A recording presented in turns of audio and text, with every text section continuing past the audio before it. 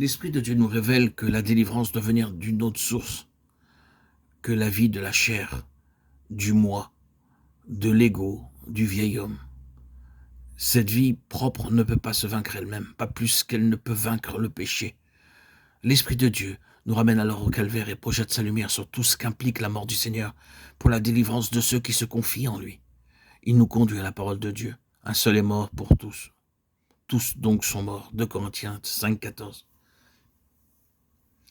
Nous comprenons maintenant que le Sauveur a porté le pécheur sur la croix, et non pas seulement ses péchés, qu'en lui, nous sommes morts au péché et à l'ancienne vie crucifiée. Toujours livrés à la mort pour l'amour de Jésus, afin que la vie de Jésus soit manifestée. 2 Corinthiens 4, 11.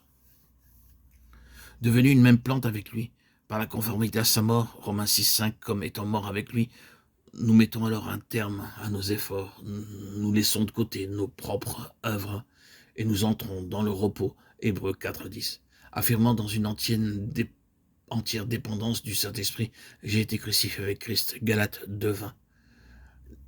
La vie de Dieu nous est désormais communiquée dans une plus grande mesure et le Saint-Esprit nous révèle le Christ vivant, demeurant dans notre âme et nous rendant capables de vivre selon lui, moment après moment. Ah, dira quelqu'un, mais je ne sens pas encore qu'il en est ainsi. Et néanmoins, c'est le message du calvaire et de la résurrection de Christ, et nous devons prendre cette position devant Dieu par la foi en sa parole, afin de pouvoir en faire d'expériences pratiques.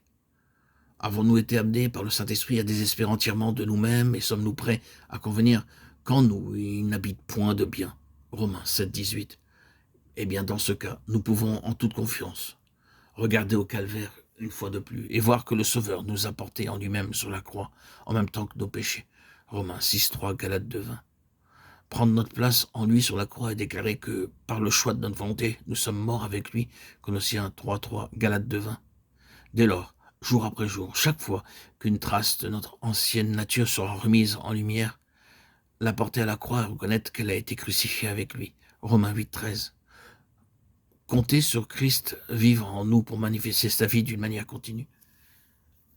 Si paisiblement nous nous appuyons ainsi sur la parole de Dieu, vous êtes morts, Colossiens 3, 3, et réclamons que la puissance de séparation de la mort de Christ intervienne envers toute manifestation de l'ancienne vie adamique et envers les liens du péché qui nous retenaient autrefois.